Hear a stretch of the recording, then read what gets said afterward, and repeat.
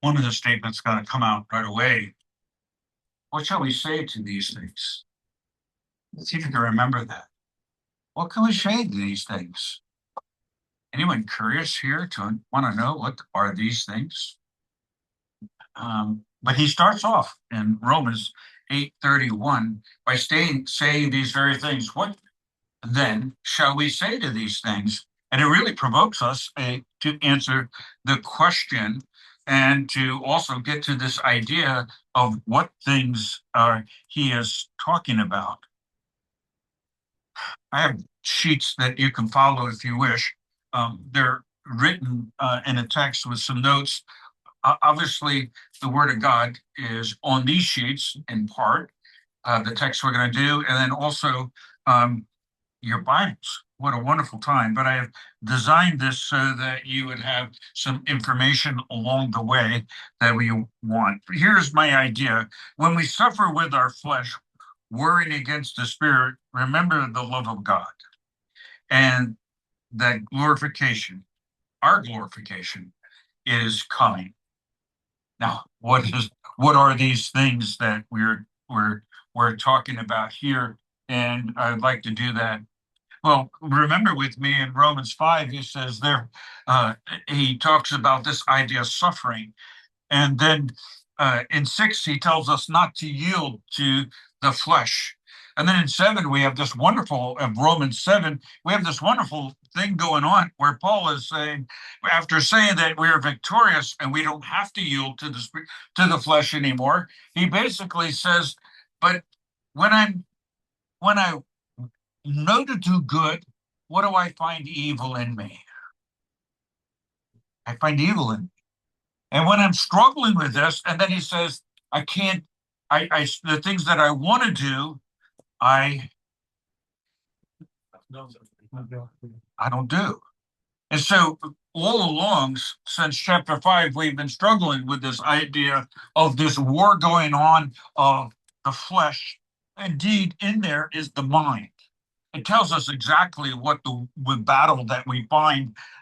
And Satan's out there, and evil host of evil, Ephesians 6, are out there. But this particular evil has to do with our flesh, warring against the Spirit of God that is in us, or our struggle with sin as Christians in this idea.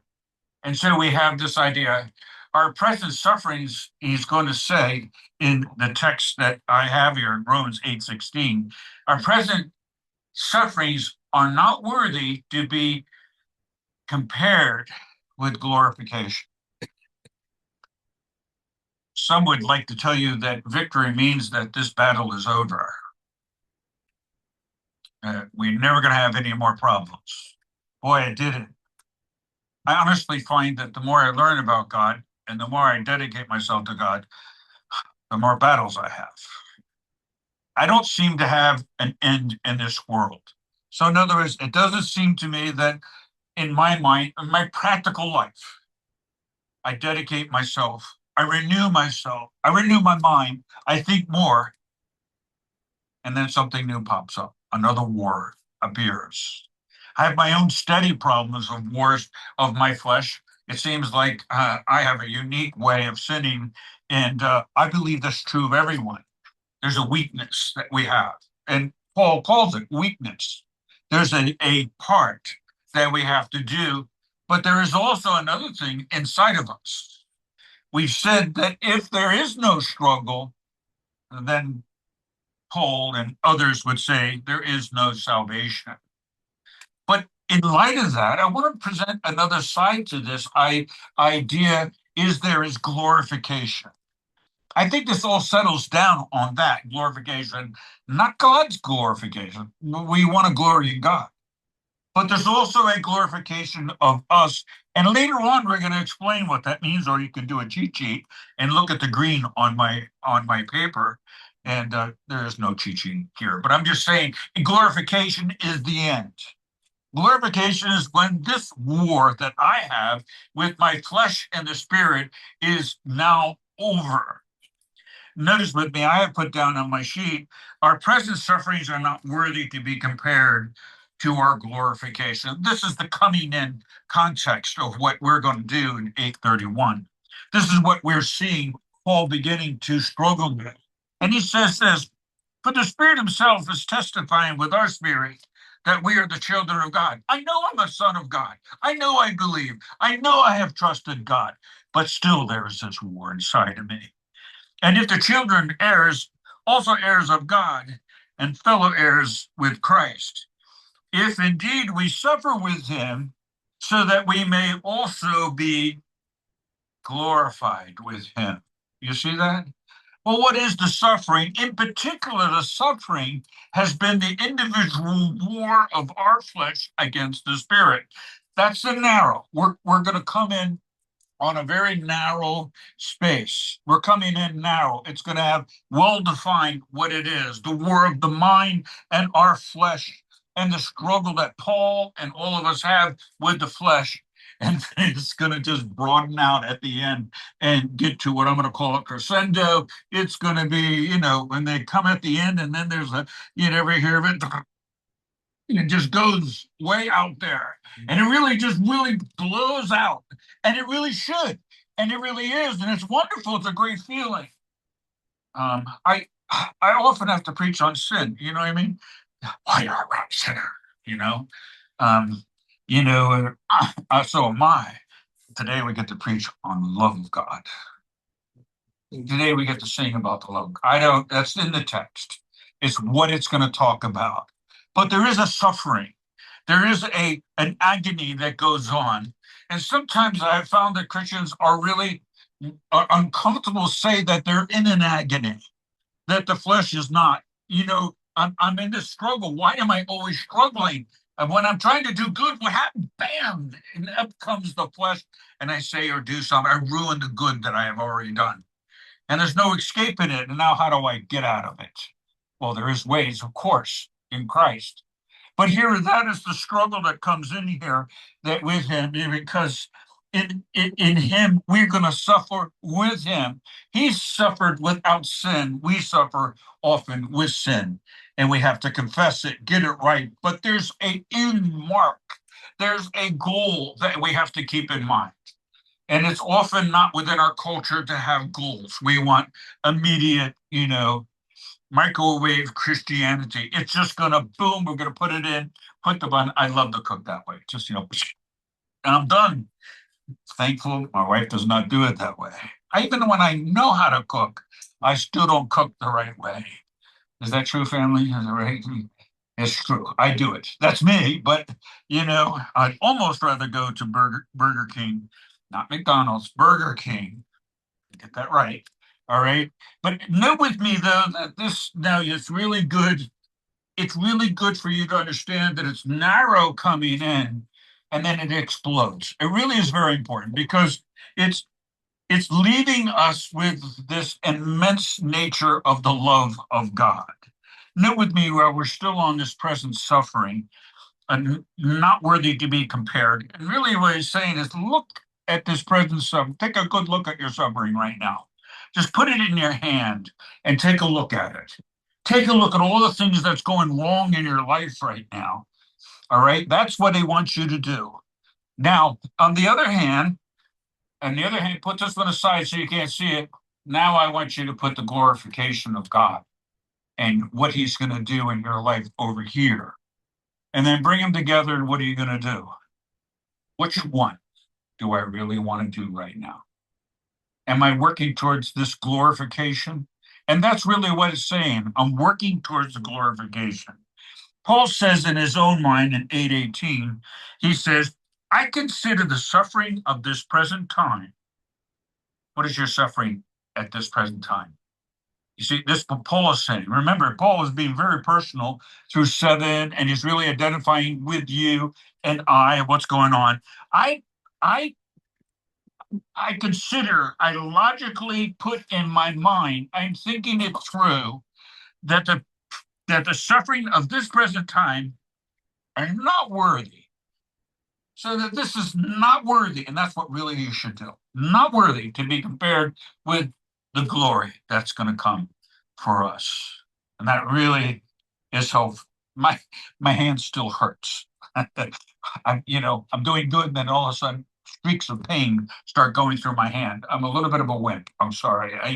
I get this and I'm like, oh, but I gotta, trying to hide that and be the man. You know what I mean? Trying to be the man, but it still is there. The suffering is still there. The pain is still there. But I look to the glory. Paul himself, I thought, in relation to this, Paul said something like this: I have finished my course. I have kept the faith. And he's at the end of his life, and that was his goal. He's ready. And honestly speaking, in this context, for the believer, Pastor Bruce was preaching. He says, even the earth is groaning to get out of this. The earth is groaning. I don't think you should be sorrowful if you're groaning to get out of this. Groaning is a sorrowful act. I get that part of it. But you shouldn't be sorrowful about that as a Christian. It shouldn't be something that puts you down. It shouldn't be something that makes you feel uncomfortable, because Paul is basically saying you should be groaning. This world isn't comfortable. The pain is real. The agony is present. But I look for the glorification, what God is going to do to me. Isn't that incredible? I thought alone we could stop and go home and eat, but I got one more. Don't go. All right. Don't go. All right. So don't go. I honestly feel very comfortable with that. I really do. Because you know why? It fits where I'm at. Paul is so deep and so theological and so, but honestly speaking, that fits me. That's where I'm at. I'm trying to do good. I'm trying to do bad. And then, bam, I say something that's not appropriate. And I'm like, man, I wish I could take that away. I wish I didn't do that. It's the toothpaste out of the tube, right? And I don't want to do that. I acted in an inappropriate. I gave a face. I did something, and I agonize over that. That's not who I want. It's not what I was thinking. It's not how I feel. It's not the outcome I want. It's not the progress that I want. But here I am. But thanks be to God. A little bit more. I want to share this with you. It's a hot topic, and I often find, and my next topic is related to this. Am I in the right thing? It's election. Everybody's arguing about election, this election, that election, but I feel like they missed the whole point. Even in Ephesians, the point isn't arguing this kind of theology or that kind of theology. The point is much more different.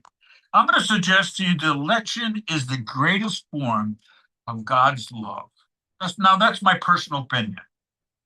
And I'll give that to you. You can argue that through, but maybe you can consider this. That's my part.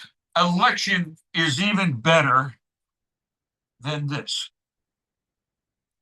Love is patient. Love is kind, and it's not jealous. Love does not brag. It's not what?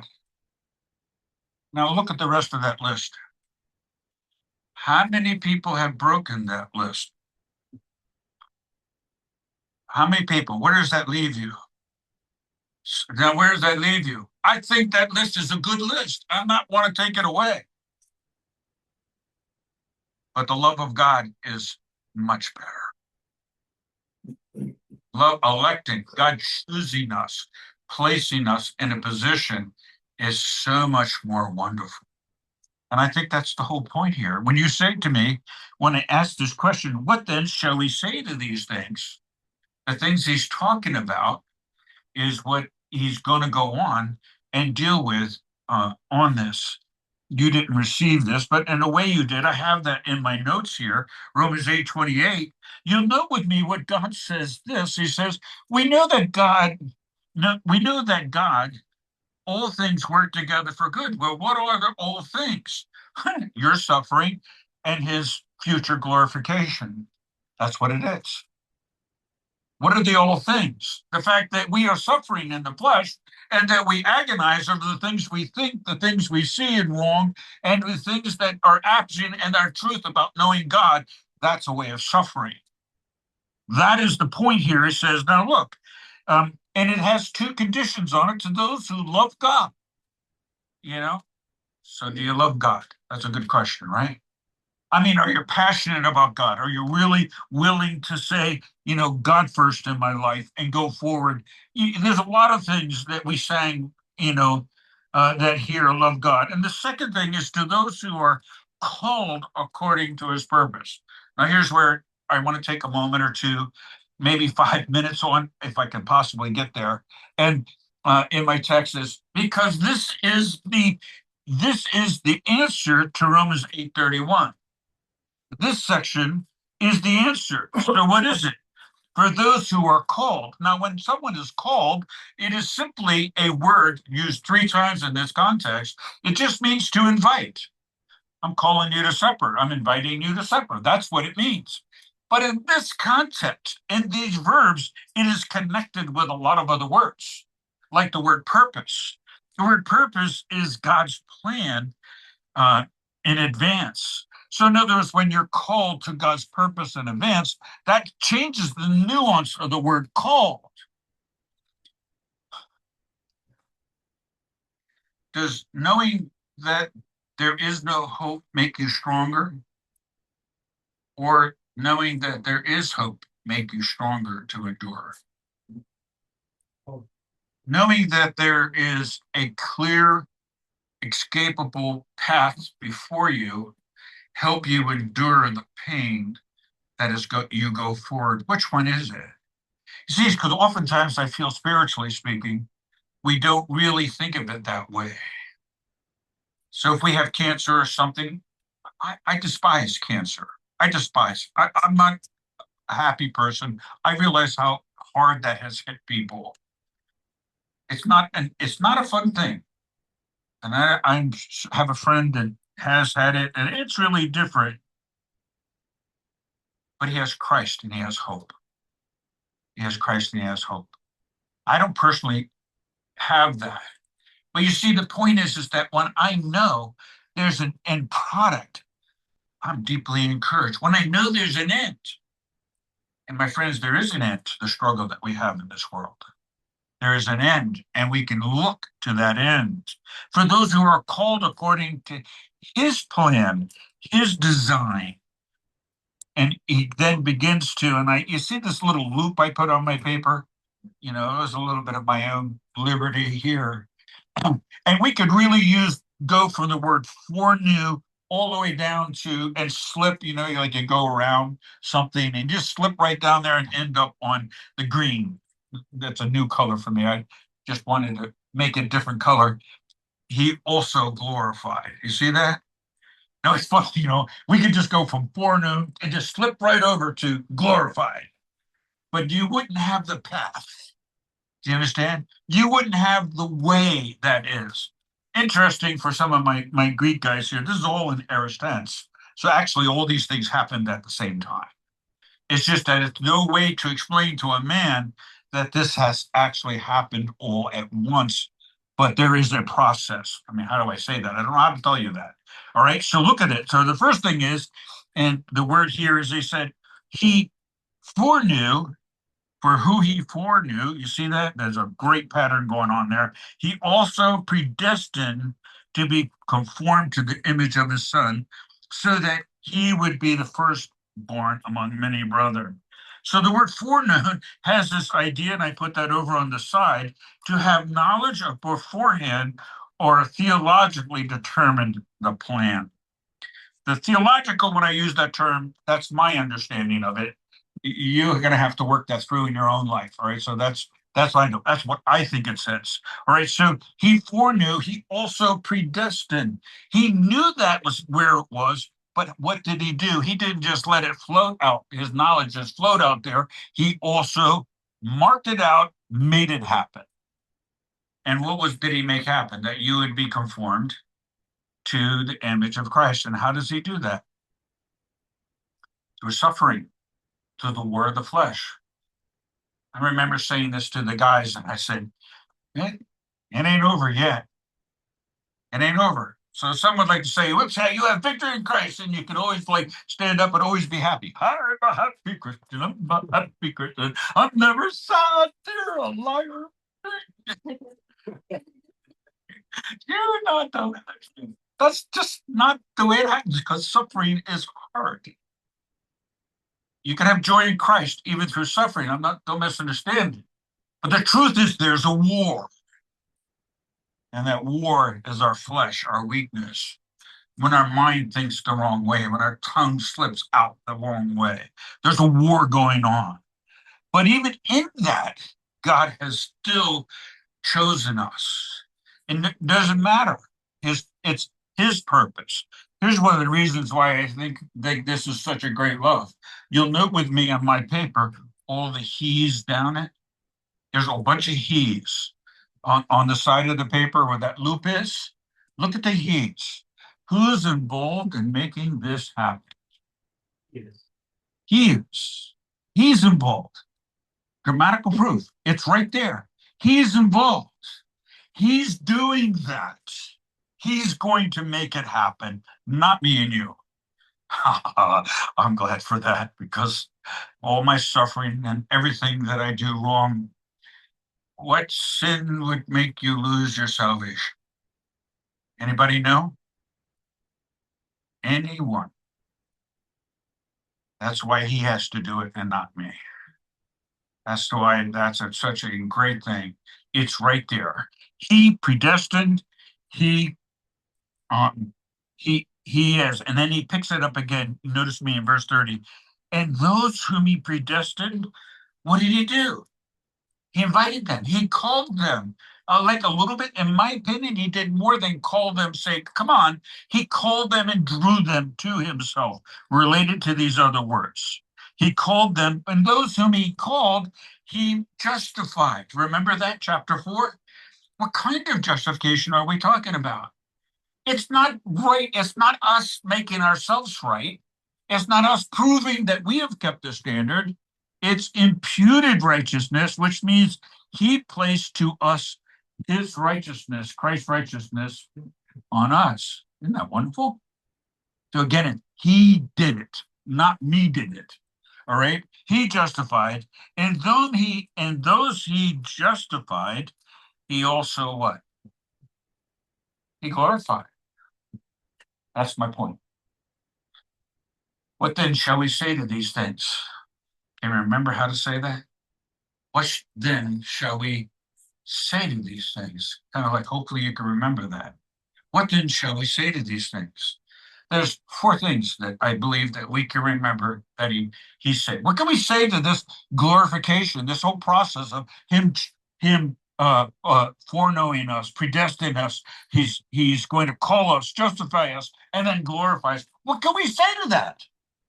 What can we say to the work that all that has happened? Are you following me? What I'm saying there to you? What can we say to this work of God that He has done? This number one is that if God is for us, who can be against us? Number 2, and this is my outline, by the way, I didn't put it down on my sheet, but who will bring a charge against God's elect?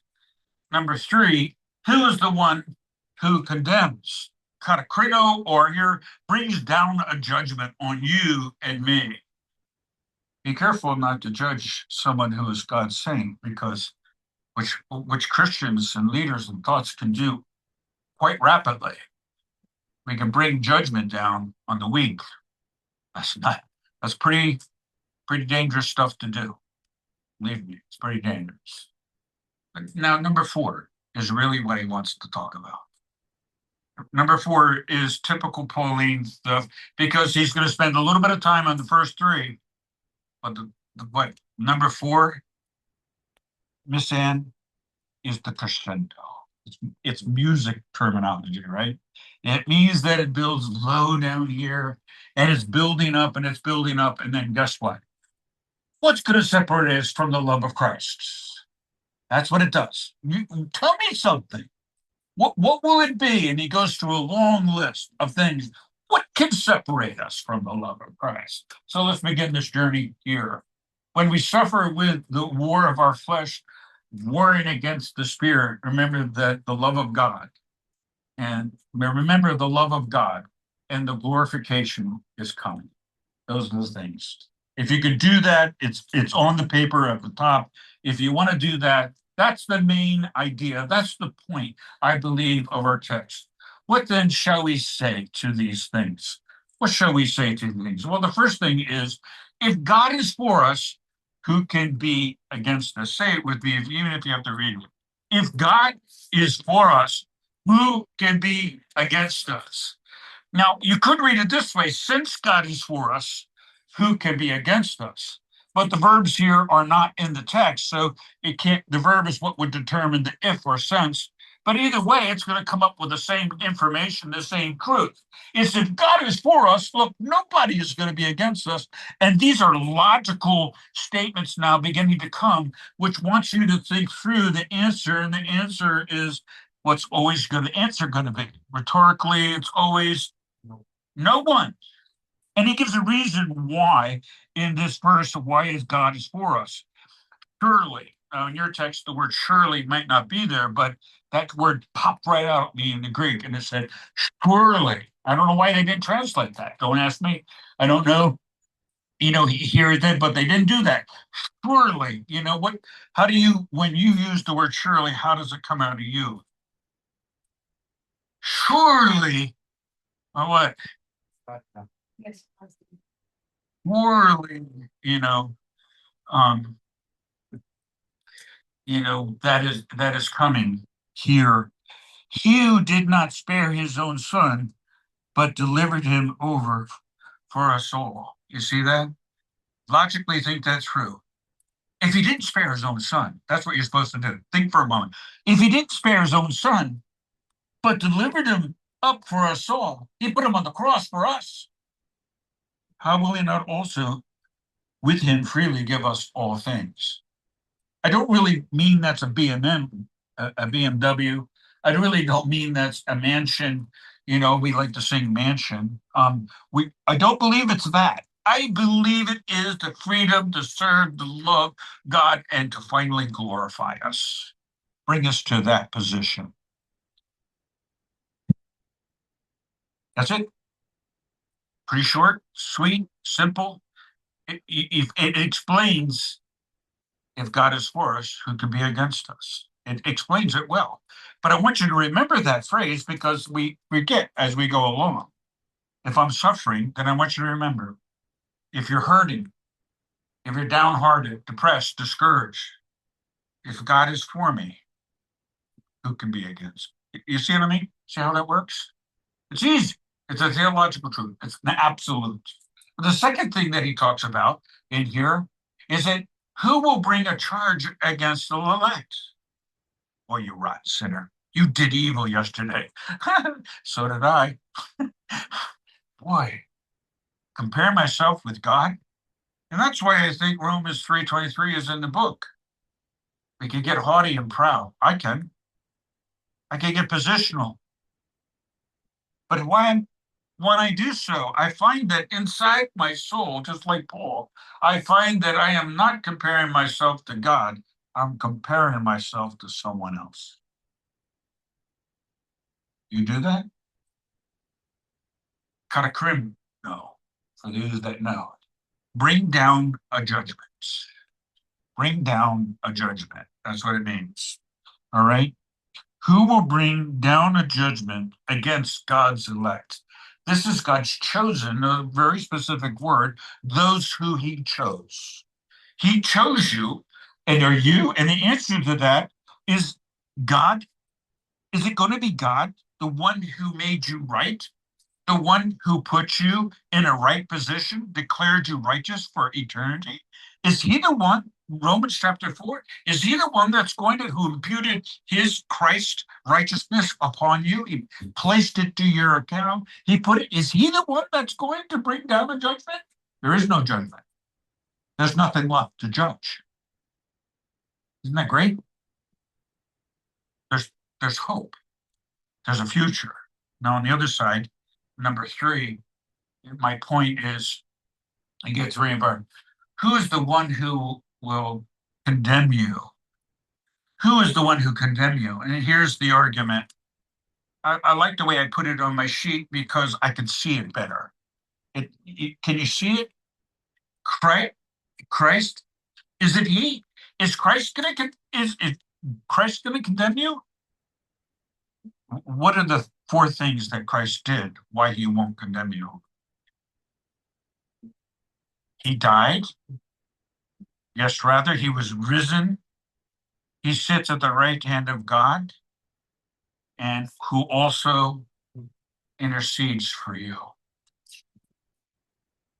You blow your prayers. Anybody ever think they blow their prayers? They're selfish. They don't know what to do with it. We went through that a little bit. I don't know what to do with our prayers. You can blow your prayers. But guess what? The Spirit in God never lets them get to God. The Spirit in Jesus never let them get to God the wrong way. Is he the one that's going to do this condemning? The answer is no, he is not. Now here comes the fun. I got another hour to do this. I'm just teasing. I'm just teasing here.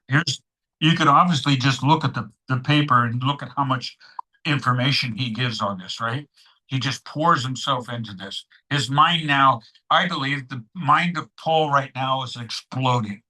In other words, what hurts is when people separate. Isn't it hurt? It hurts when people have a relationship and they abandon, they divide. Here's the word, I put it in there for you to read. They part, they terminate. Um, Here, will God remove his love from his elect? The answer is no. What are some of the causes that God would leave? There's the list. Will tribulation, trouble, and oppression, will he separate you when you get in trouble? Well, he's going to move away from you when something happens and you're in trouble. Is he going to move away from you when extreme affliction comes, distress comes upon you? Is he going to move away when things happen and they're wrong? And will he move away when there is persecution? It is a organized, systematic program. Someone's coming after you. Maybe Satan himself and other individuals are planning the attack on you. The fact that you can't eat, is famine going to separate you from the love of God? Is nakedness, literally having no clothes, is that going to take it away? Or danger around every corner? You can think of Paul's life easily on that. Or the sword being sliced to pieces or being ruined. Is that going to separate you from the love of God, the loyal, steadfast, unmoving love of God? And the answer is not going to separate you. When you blunder and you trip and when you fall and when you put a lot of energy into following Christ and you still find the incredible war going on inside your heart and your flesh, will the love of God separate from you? External things are not going to separate you from the love of God. I like that. You know what that does for me? I don't know about you, but that gives me energy and hope to keep going. It means that when I know I have blown it, I don't have to be put in a box and in a corner and hide myself in a corner saying, oh, you did something wrong. What are the chances of me doing something wrong today? What are the chances? How many people think it's only like 1%? Raise your hand if you think it's 1%. How many people you think it's 100%? Oh, Sherry, I saw that. Well, the problem is you're dead right. I'm just still in the flesh. I love God. I want to, and it hurts all the more, even so, because I love God. I don't want to. Most people even know me in character. I trip over myself trying to minister and do things and meet people that don't even want to meet me. They just grumbling at me, and I'm just saying, well, how can I reach this person? And they still are grumbling.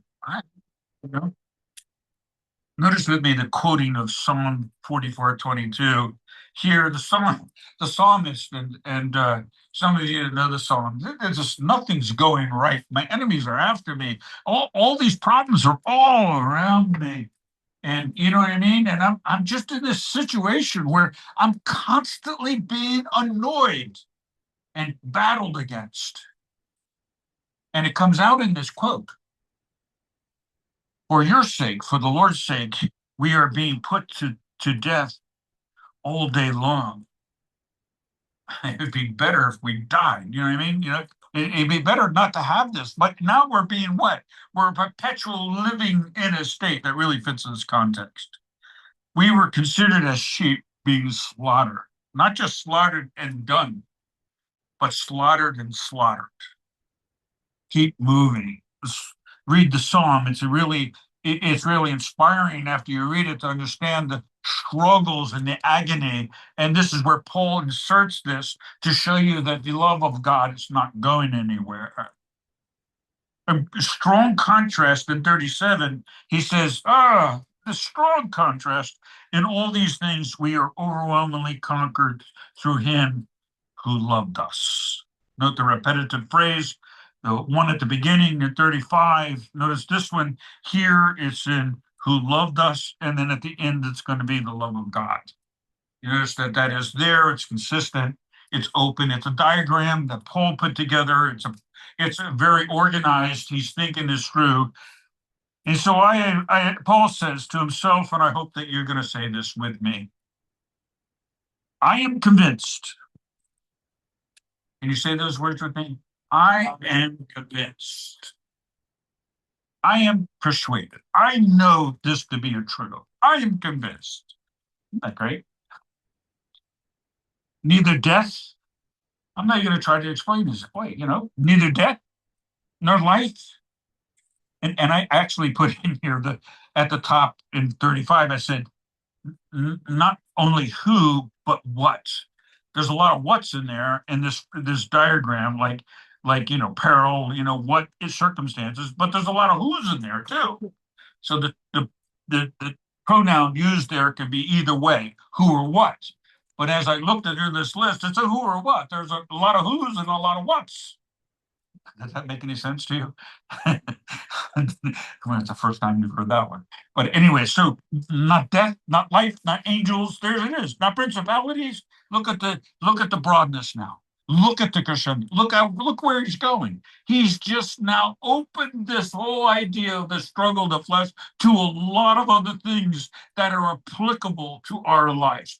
Is death itself? No. Life, angels, principalities, the things present, the things to come, my anxiety about what's going to happen the next day, the next hour, the money, the house, everything else, everything present, not powers, no, not those that have sway over our life, not heights, nor depth, nor any. Look at the all-inclusive statement. You see that all-inclusive statement? Take that into heart. Nor any other created thing. And I don't think it's just wood and homes and cars and bank accounts. Will be able, has no power, has no strength to separate us, to separate you, to separate me from the what? Nothing's going to separate you. I wish angels and the God of heaven would give me power to communicate this to you. That's so important. It's all about election. He chose us beforehand. If you're sitting here and you're saved, guess what? You who love God, guess what? There's no separation, no abandonment. God's not going anywhere. We were reading in a psalm, I think, Pastor, your psalm this morning is loyal kindness. Is that what it said? Loyal? I think that was the translation. It's a Hebrew word for hesed. Who knows whether I'm saying it right or not? But, and hesed is so hard to translate in the Hebrew because it doesn't just mean love. And agape here may be the same take from this. The word love, agape love, may be taken the same frame of this because what it means is it's not just love, I love you, you're nice, you're pretty, I want to be your friend.